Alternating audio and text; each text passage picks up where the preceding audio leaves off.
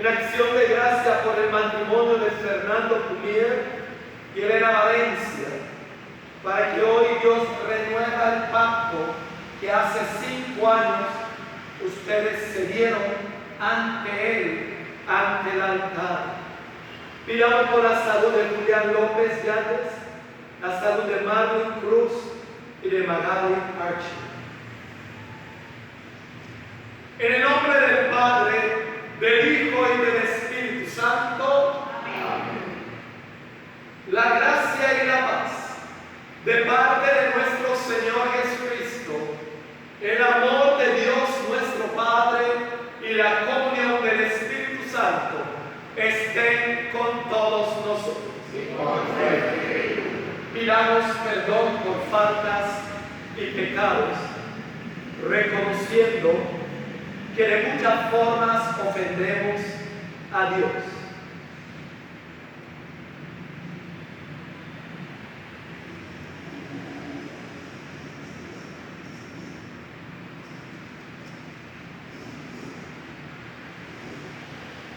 Yo confieso ante Dios Todopoderoso y ante ustedes, hermanos, que he pecado mucho de pensamientos, palabras, obras y omisiones, por mi culpa, por mi gran culpa. Por eso ruego a Santa María, siempre Virgen, a los ángeles, a los santos y a ustedes, hermanos, que intercedan por mí ante Dios. Dios Todopoderoso, tenga misericordia de nosotros, perdónanos nuestros pecados, llévanos a la vida eterna.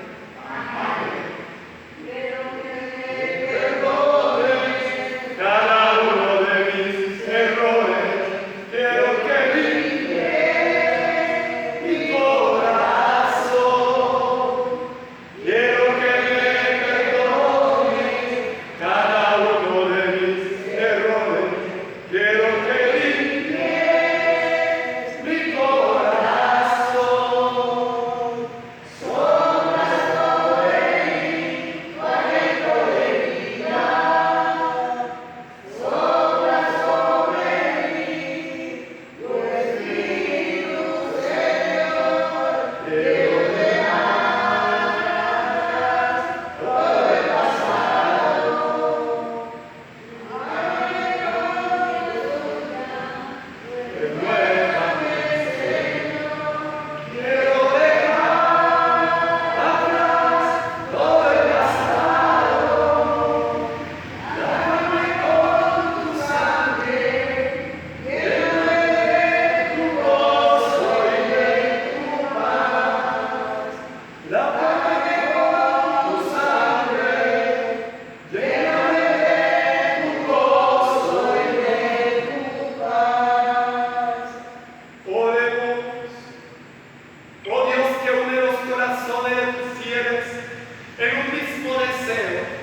concede a tu pueblo amar lo que mandas, desear lo que prometes, para que en medio de las circunstancias del mundo permanezcan firmes nuestros corazones, donde se hallan las verdaderas alegrías.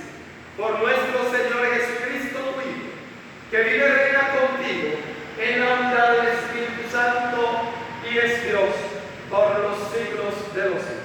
Amén. Lectura de la primera carta del apóstol San Pablo a los Corintios. Hermanos, no me envió Cristo a bautizar, sino a anunciar el Evangelio, y no con sabiduría de palabras, pero con pasión, para no hacer ineficaz la cruz de Cristo. Pues el mensaje de la cruz es necedad para los que se pierden, pero para los que se salvan, para nosotros es fuerza de Dios. Pues está escrito, destruyera sabiduría de los sabios, frustraré la sagacidad de los sagaces. ¿Dónde está el sabio? ¿Dónde está el doctor? ¿Dónde está el soberano?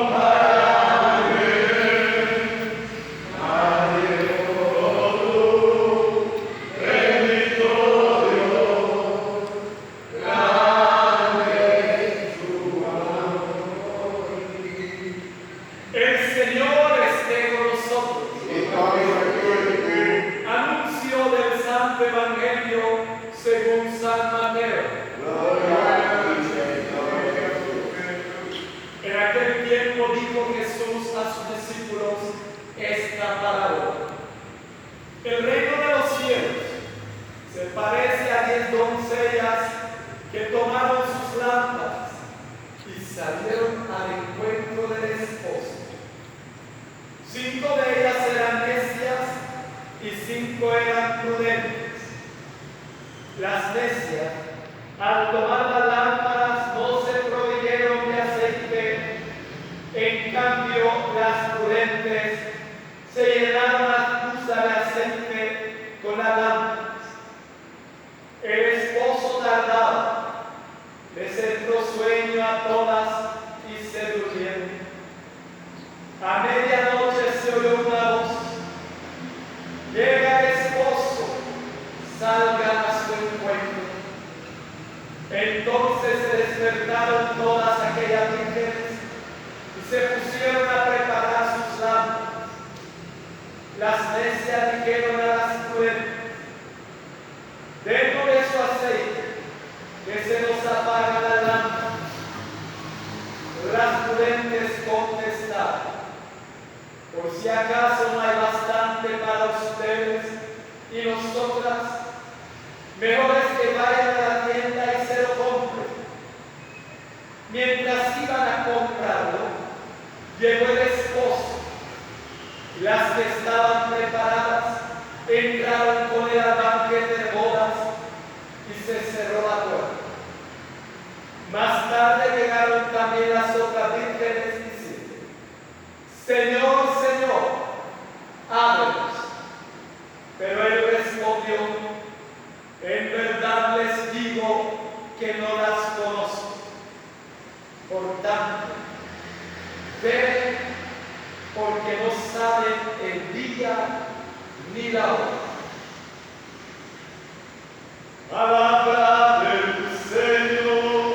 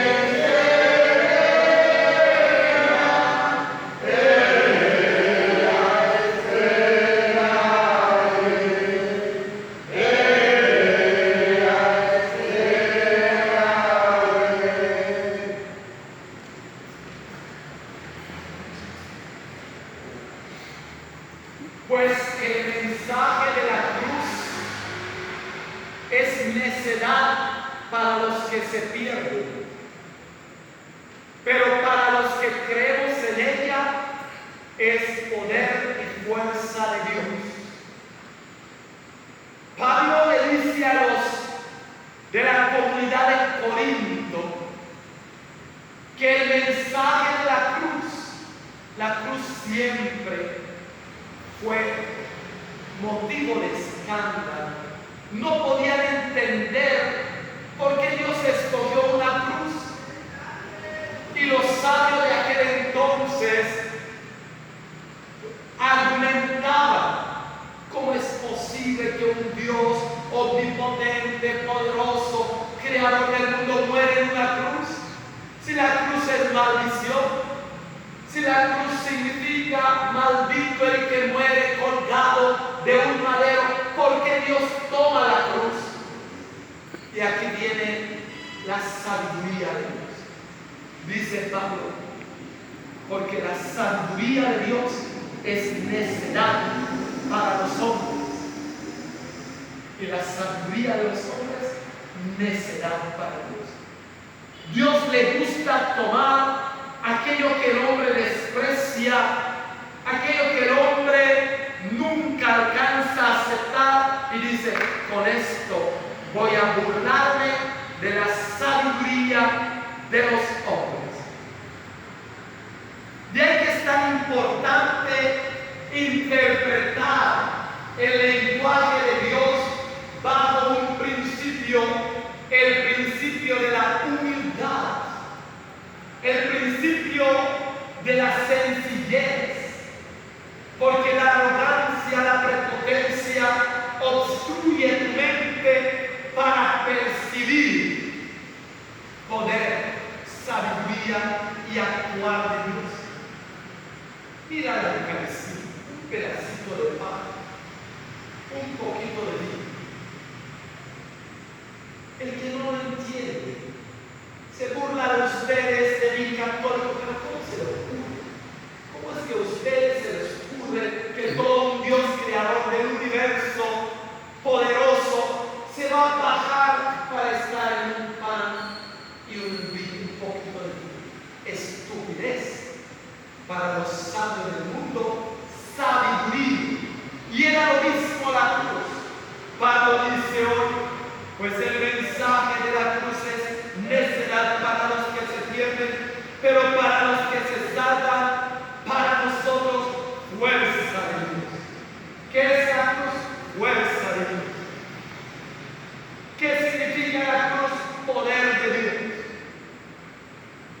Porque tú crees que cuando los exorcistas se enfrentan con el mismo demonio, la cruz, la señal de la cruz, es su arma más poderosa, porque descubren que ese madero Dios lo tomó y lo convirtió en un arma letal contra el poder del maligno. Pues está escrito: destruiré la sabiduría de los sabios, frustraré la sagacidad de los sagaces. ¿Dónde está el sabio? ¿Dónde está el doctor? ¿Dónde está el sofista de este tiempo? ¿No ha convertido Dios en necedad la sabiduría del mundo? Mira, el hombre lleva siglos peleando contra las enfermedades y no han podido descubrir todavía con toda la sabiduría, inteligencia y ciencia cómo enfrentar una célula cancerosa. En el mundo entero, Europa, Estados Unidos, América, China, la gente se muere de cáncer.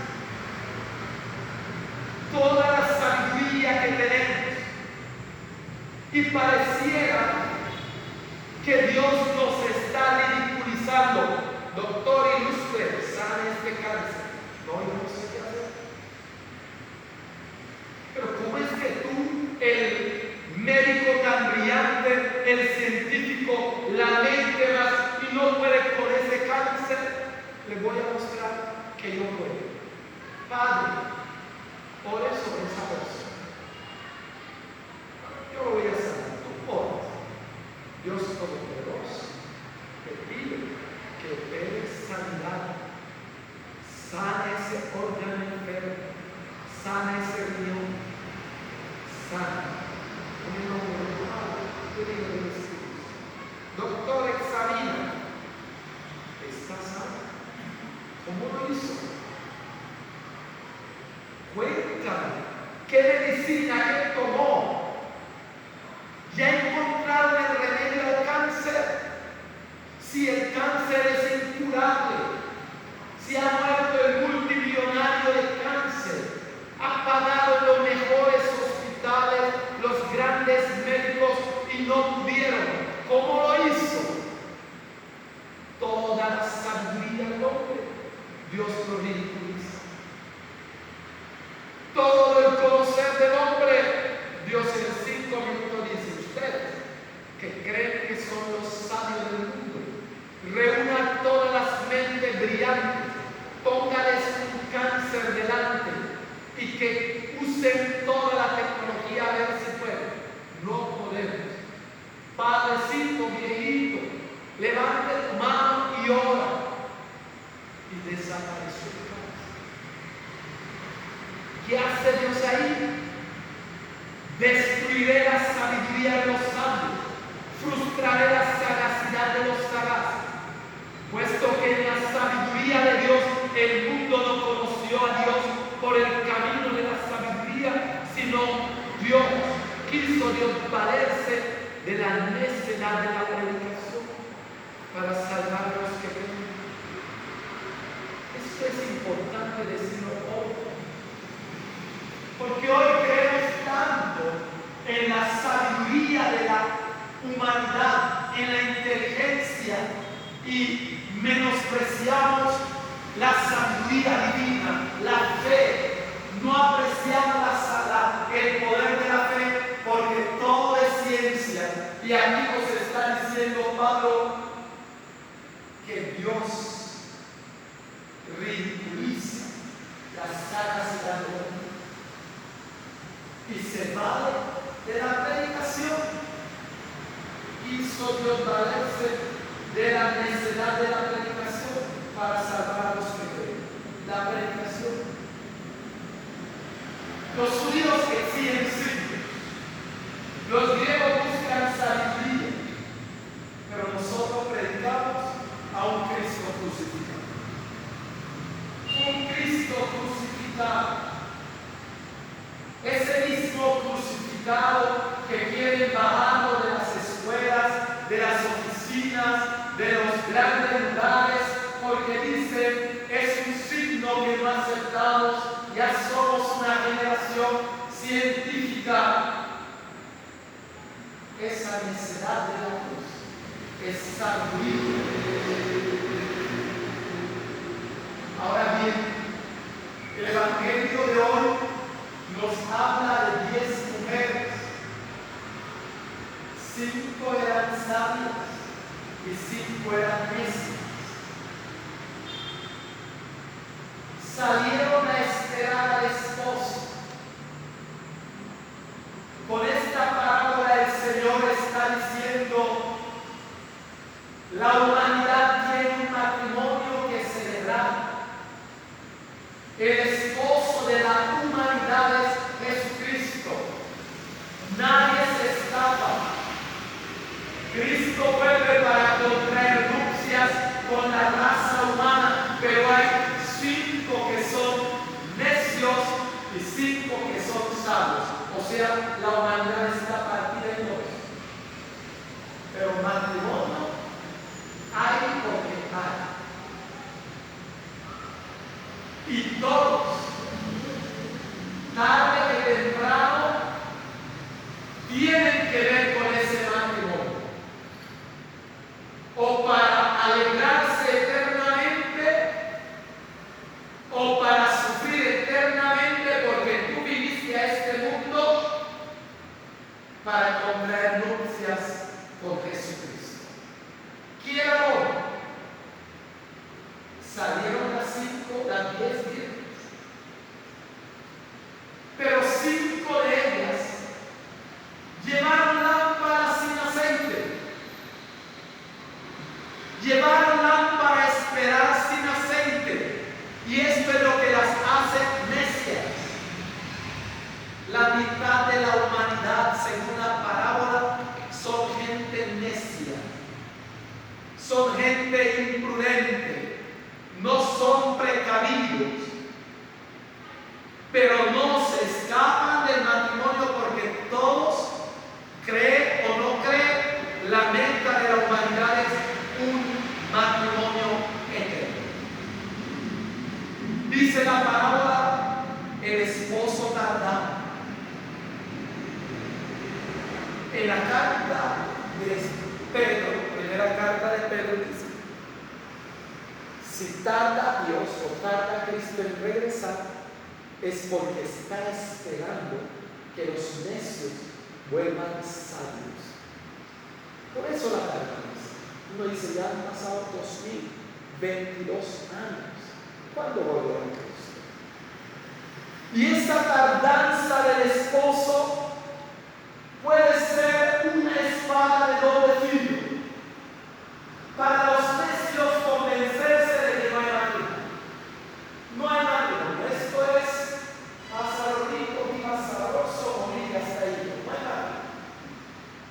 Pero también esta tardanza es por la misericordia del esposo que ve mitad de la humanidad imprudente, necia, no precavida, viviendo insensatamente y les está dando miedo.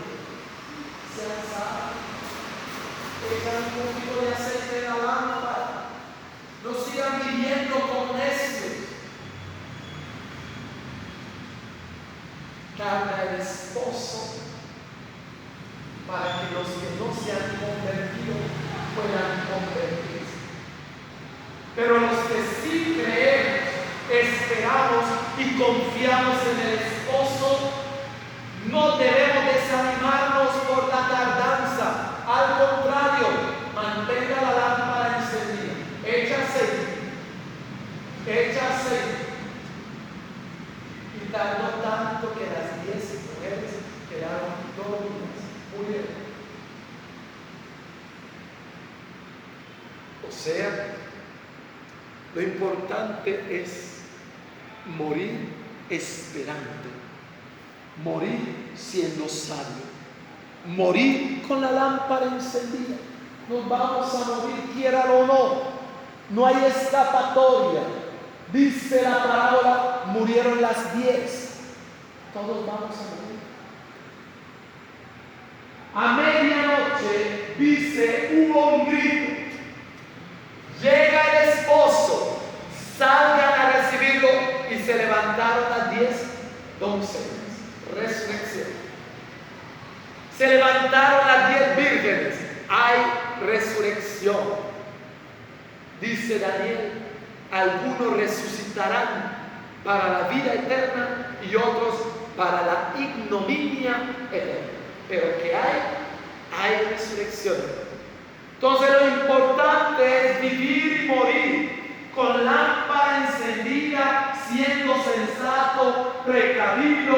No permita que la tardanza del esposo te lleve a ser insensato.